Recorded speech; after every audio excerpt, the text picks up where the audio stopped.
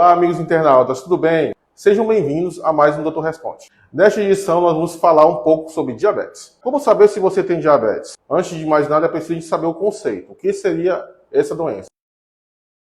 O diabetes é um conjunto de doenças metabólicas, no qual, geralmente, há um acúmulo de glicose no sangue, causado por algum defeito no metabolismo, algum distúrbio do metabolismo, que pode ser que é um metabolismo intermediário. O que seria isso? É um distúrbio na produção ou síntese de insulina ou na ação dela. Ou seja, ou o paciente ele tem deficiência ao produzir essa insulina, que é um hormônio produzido no pâncreas, pelo qual ele mexe justamente no metabolismo da glicose.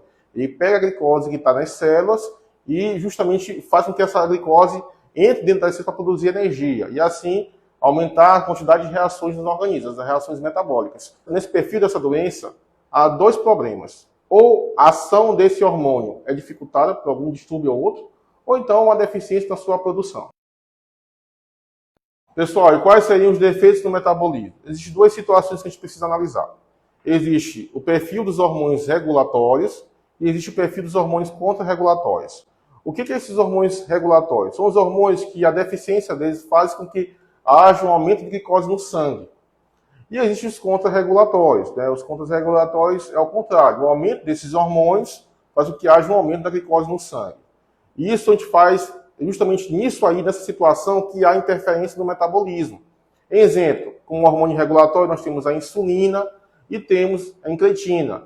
E como contrarregulatórios, a gente pode lançar mão do glucagon, da adrenalina, do GH e IGF-1 e o cortisol. É importante ressaltar que existem algumas doenças que podem desencadear o diabetes, justamente através desse mecanismo de contrarregulação do metabolismo. A exemplo, a acromegalia, que é uma doença justamente originada pelo aumento da secreção do GH e IGF-1, são hormônios de crescimento.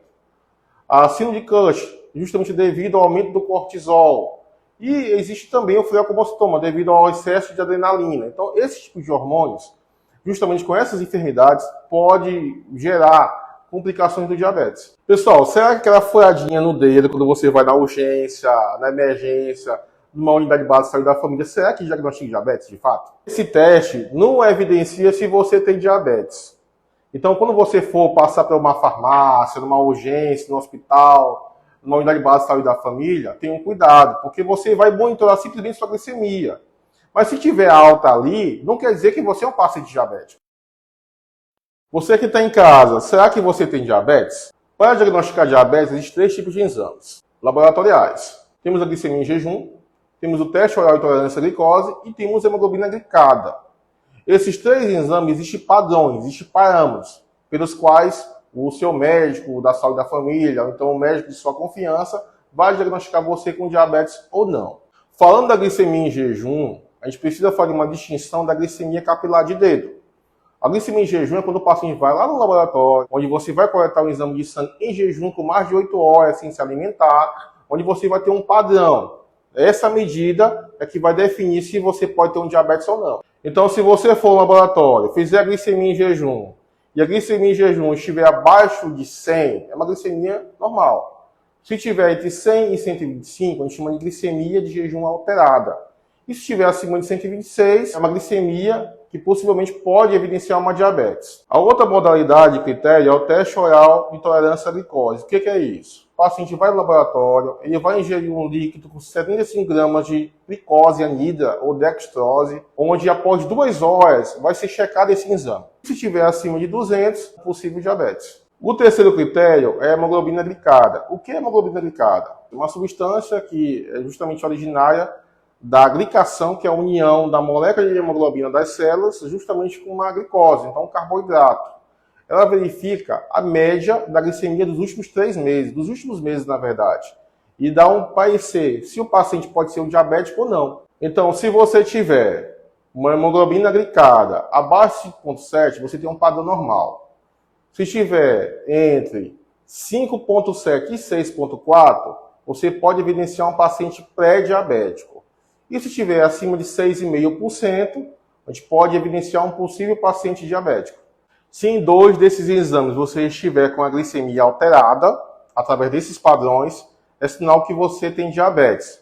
pode ser o mesmo exame repetido ou pode ser 2 exames diferentes. Se tiver alterado, é feito o diagnóstico final do diabetes. Pessoal, e esquecendo, existe uma quarta situação.